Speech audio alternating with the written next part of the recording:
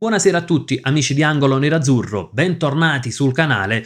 Secondo video di giornata perché ci sono delle indiscrezioni legate al calciomercato nerazzurro. Qualcosa potrebbe muoversi già a gennaio e quel qualcosa è legato principalmente al reparto arretrato. I nomi di cui si è parlato sono quelli di Bissek, Mark Guay, ci sono dei nomi accostati all'Inter già qualche settimana fa come Ordóñez, Kullerakis, qualche nome completamente nuovo.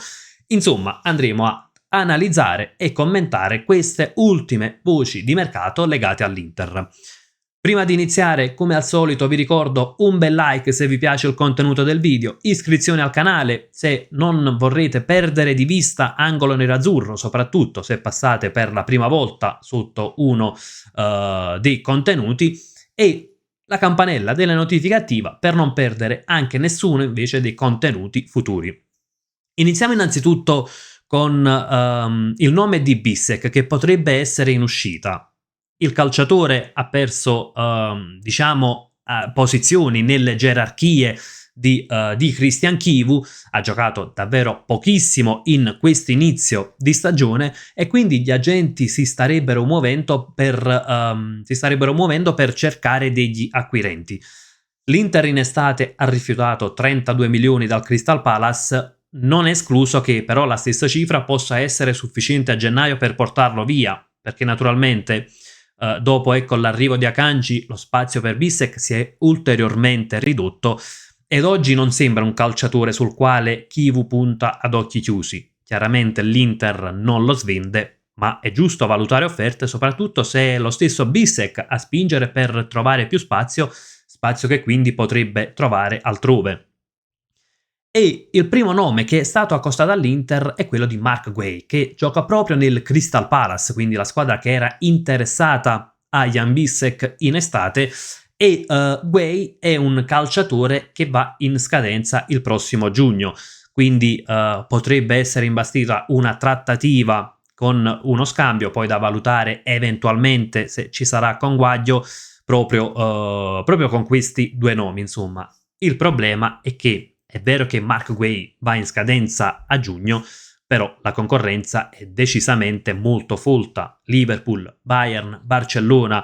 Lo stesso Liverpool, in estate aveva praticamente trovato l'accordo sulla base di 40 milioni, poi il Crystal Palace non lo ha ceduto perché non era riuscito a trovare un sostituto e quindi l'ha tenuto in rosa nonostante la scadenza del contratto decisamente molto vicina. Andiamo anche a valutare la scheda di Mark Guay, perché è un calciatore decisamente dal nome importante, porterebbe davvero tanta qualità al reparto arretrato, classe 2000, quindi pienamente nei parametri stabiliti da OH3, nazionale inglese, tra l'altro anche con tante presenze, 26 presenze con la nazionale, altezza 1,82 m, posizione come detto difensore centrale, valutazione 45 milioni, sulla valutazione però pesa naturalmente l'interesse del Crystal Palace per Bissek e soprattutto la scadenza contrattuale del 30 giugno 2026. Ruolo difensore centrale, in stagione ha giocato molto spesso anche da terzo a sinistra appunto di una difesa a 3, insomma calciatore che davvero aumenterebbe il tasso tecnico della retroguardia nerazzurra. Tra l'altro, anche se andiamo a vedere la sua scheda con le statistiche col percentile, vediamo comunque statistiche di un calciatore decisamente molto importante, ma insomma non abbiamo certo bisogno delle statistiche per valutare la qualità del centrale in forza al Crystal Palace. 85esimo percentile per quanto riguarda i contrasti, vediamo anche una buona qualità per quanto riguarda i passaggi progressivi, tra l'altro anche per tocchi nell'area avversaria in realtà, anche se poi non è proprio la statistica che ci interessa di più di un difensore. Insomma, per Mark Guay non ci sarebbe bisogno di presentazioni.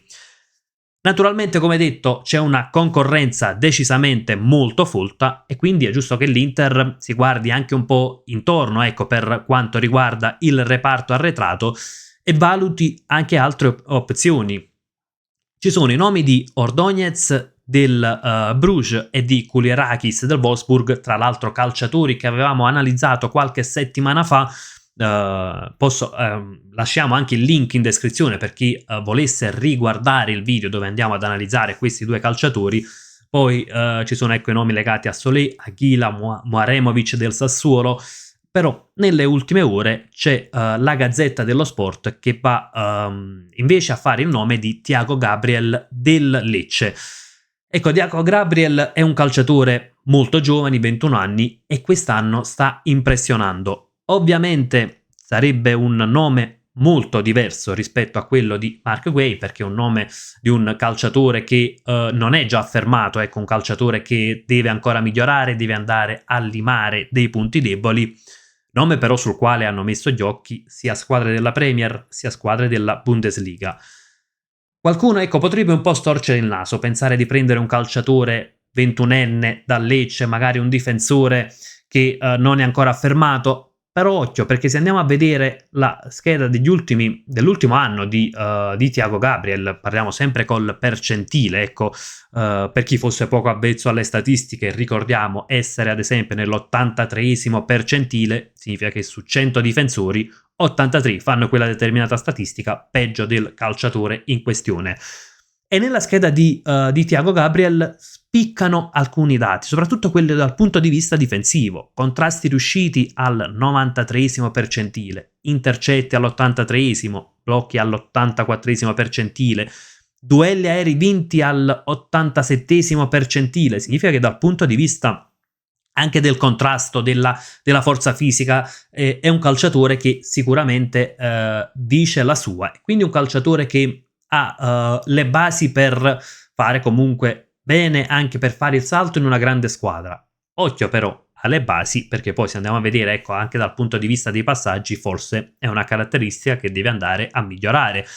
Perché vediamo i passaggi tentati solo al 7° percentile, anche se poi per quelli completati al 66° percentile, passaggi progressivi al 2° percentile, vediamo comunque anche conduzioni progressive decisamente basse, quindi sicuramente ecco, dal punto di vista tecnico è un calciatore da migliorare.